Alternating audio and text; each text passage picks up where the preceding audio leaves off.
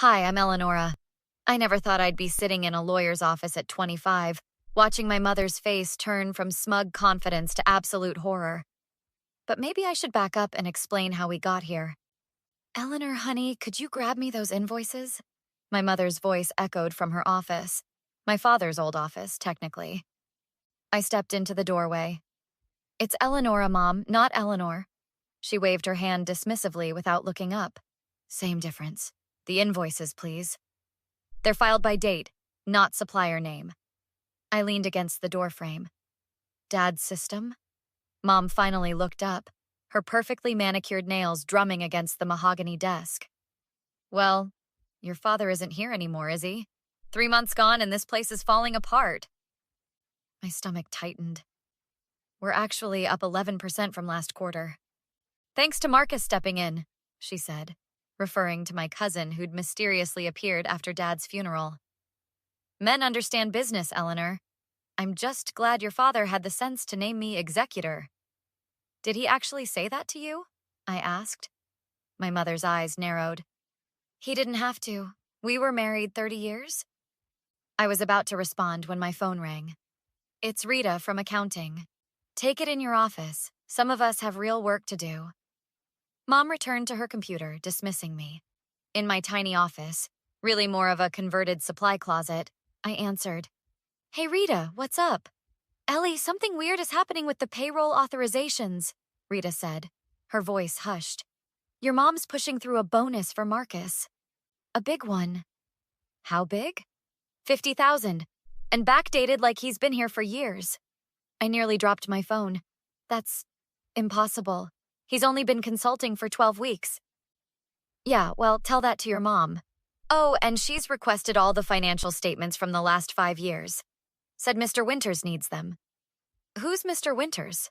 I asked. Some lawyer. Not your dad's regular guy. New firm altogether. I thanked Rita and hung up, feeling sick.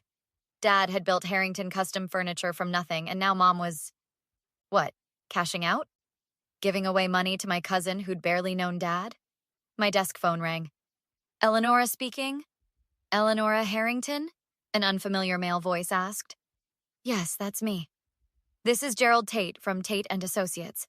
I was your father's personal attorney, not the company lawyer, his personal representation. I need to speak with you. Privately. About what? I can't discuss it over the phone, but it concerns your father's actual wishes. Can you meet today, 4 o'clock? I glanced at my mother's closed door. I'll be there. Walking to lunch, I bumped into Marcus in the hallway. Hey, cousin, he said, his smile too wide. Where you headed? Just grabbing a sandwich, I replied, studying him. How's the consulting going? Great, great. Your mom's been super helpful, says the place really needs a man's touch after your dad. After my dad what? My voice hardened. Marcus adjusted his tie. Well, you know, after he passed, tough shoes to fill. Strange since you never spent time with him when he was alive. His smile faltered. We connected at family reunions. We haven't had a family reunion in 12 years, Marcus.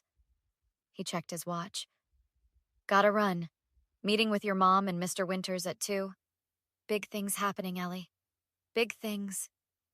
I grabbed his arm. What things? You know, restructuring, future planning, business stuff. He pulled away. Don't worry your pretty little head about it. I watched him hurry down the hallway, my suspicions growing. At the cafe across the street, I found my best friend and Dad's longtime assistant, Zoe, already waiting. You look like you've seen a ghost, Zoe said, pushing a coffee toward me. My mom's meeting with some lawyer and giving Marcus a massive bonus. Zoe leaned forward.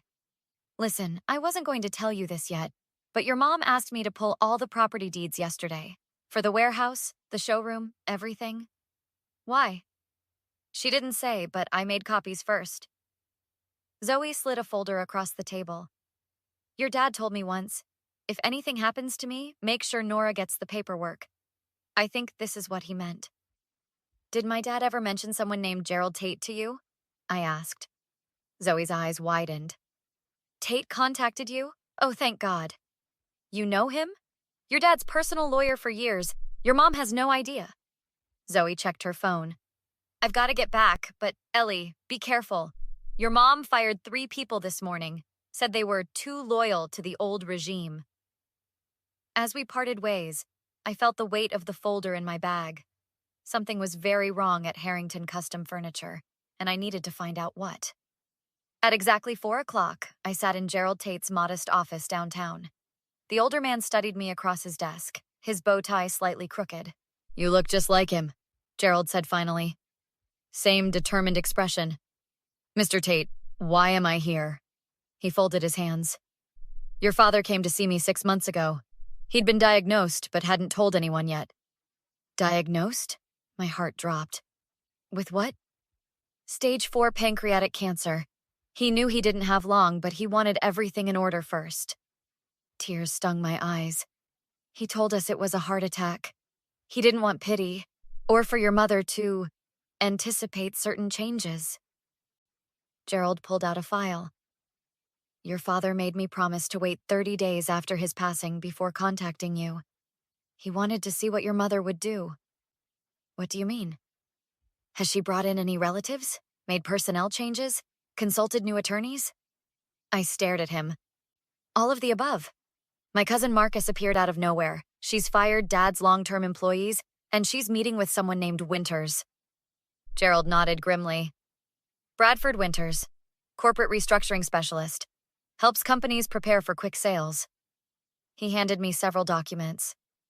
What your mother doesn't know is that 3 years ago, your father transferred full ownership of Harrington Custom Furniture to you. I nearly fell out of my chair. What? The company, the buildings, the patents, all in your name. Your mother was given lifetime profit-sharing rights, provided she doesn't attempt to sell or fundamentally alter the business. But she's been acting like she owns everything. Because she believes she does. Your father kept the arrangement quiet. He wanted to see if she'd honor his legacy or try to cash out the minute he was gone. Gerald's expression softened. He knew the answer, but he wanted you to see it too. Does this mean I can stop her from selling? It means she has no authority to sell anything. The meeting with Winters is meaningless. He slid another document across the desk. This formally establishes you as CEO, effective immediately. Back at the office the next morning, I found Zoe waiting anxiously by my door. Your mom's called an all-staff meeting at 10, she whispered. Marcus is telling everyone to update their resumes, just in case. What about the buyers Mom's been talking to? Some company called LRK Enterprises. They're touring the workshop this afternoon. I nodded. I need to talk to Danny in the workshop. He was Dad's right-hand man. In the cavernous workshop, the smell of sawdust and varnish brought tears to my eyes. Danny, a bear of a man with 30 years at Harrington, looked up from the table he was sanding. Little Nora, what brings you down to where the real work happens? His smile didn't reach his eyes. Can we talk privately? In his small office, Danny didn't mince words. Your mother's selling to vultures. They'll strip the equipment, fire everyone, and produce cheap knockoffs in China. How do you know? Been through it before at my last job. Same lawyer, same corporate raiders. He rubbed his beard. Your dad would be heartbroken. What if we could stop it? I asked carefully. How? Your mother's made it clear she's in charge now. I lowered my voice. What if she isn't? Danny's eyes widened. What are you saying? I'm saying Dad left me the company. All of it. But I need allies before I make a move. His weathered face broke into a genuine smile.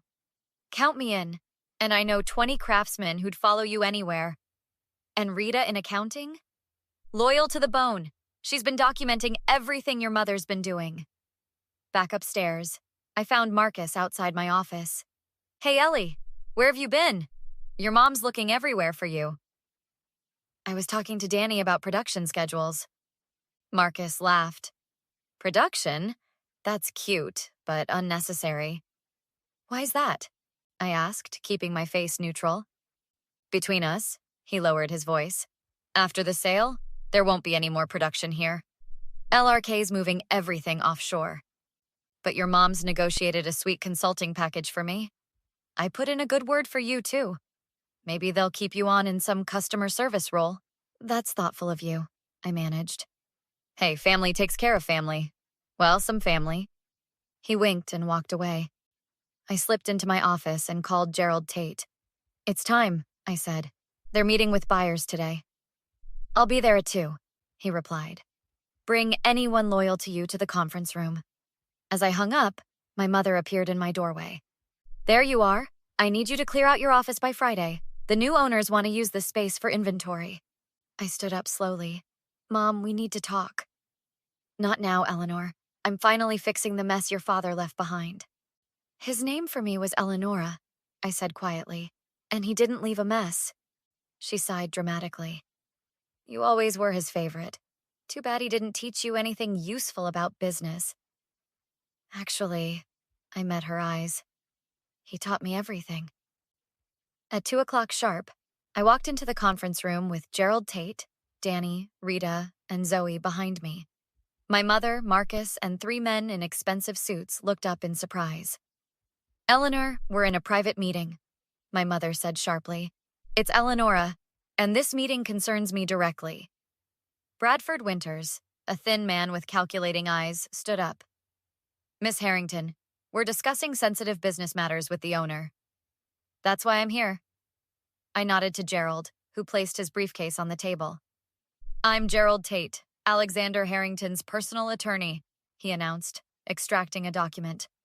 3 years ago, Mr. Harrington transferred complete ownership of this company to his daughter, Eleonora. The silence was deafening. My mother's face drained of color.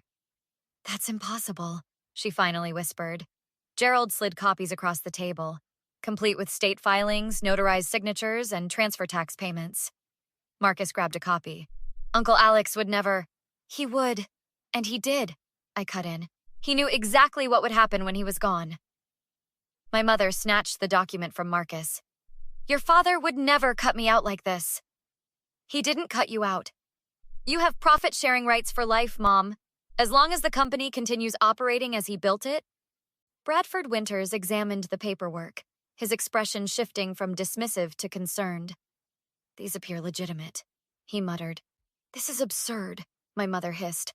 I was his wife for 30 years. And I'm his daughter, the one you've been dismissing since I started working here, the one you call Eleanor because you never bothered to learn the name he gave me. One of the LRK representatives cleared his throat. Perhaps we should reschedule until this is clarified.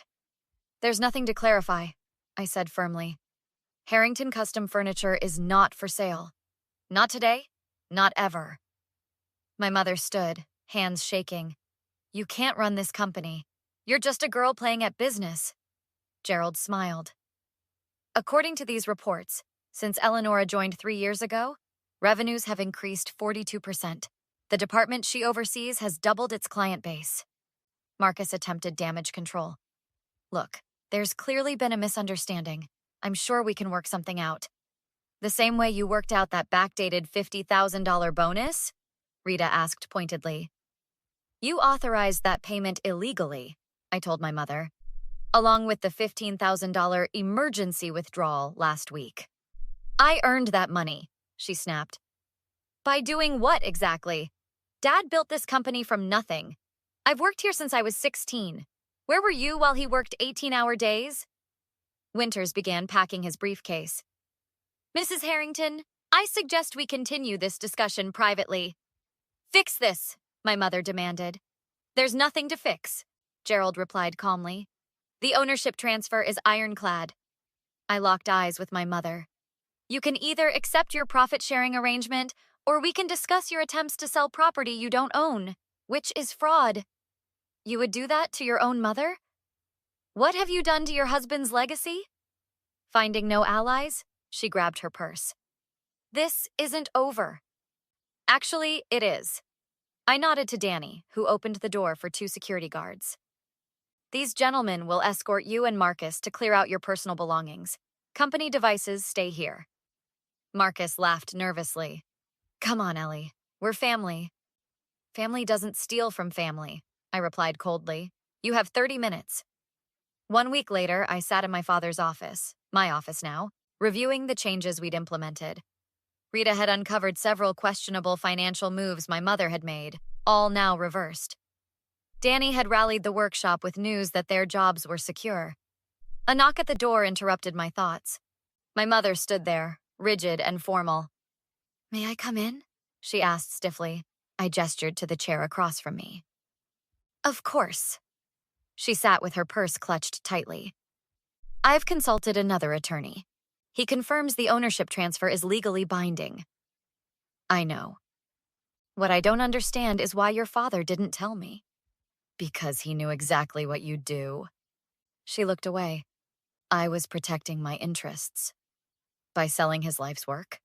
By bringing in Marcus, who couldn't tell mahogany from plywood? I'm not a businesswoman."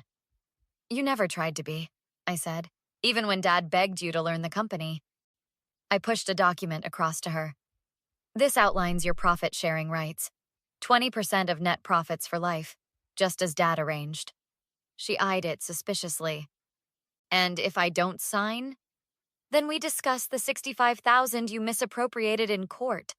She signed with a flourish. "I suppose you want me to apologize? Would you mean it?" Her silence was answer enough. "I don't need your apology. I just need you to understand that what Dad built matters." She stood to leave, then paused. "What will you do now?" "Run the company, expand the custom department, maybe open a second location." "Ambitious for a—" She caught herself. "For a what, Mom? A girl?" I smiled thinly. Dad never saw me that way. He saw me as his successor. After she left, Zoe came in. "Everything okay? I saw the dragon lady leave." "She's still my mother, Zoe." "Did she apologize?" I shook my head. "She's not capable of it." Later that evening, I found Danny in the workshop, standing by my father's last unfinished project, a credenza. "He was making it for you," Danny said quietly. "For your office." I didn't know. "He was so proud of you, Nora. Never stopped talking about you." I smiled through tears. "I'm going to finish it. Need help?" "I'd like that." As we gathered tools, I thought about my father's final lesson through Gerald Tate. He'd shown me I didn't need anyone's permission to be who I was meant to be, not even my mother's. "You know what Dad used to say?" I asked Danny. "Which saying?" "The man had hundreds." "The quality of the work outlives the worker." Danny nodded. "That it does? Then let's get to work." "Do you think you would have handled the situation differently if you were in Eleonora's position?" I'd love to hear your thoughts in the comments below.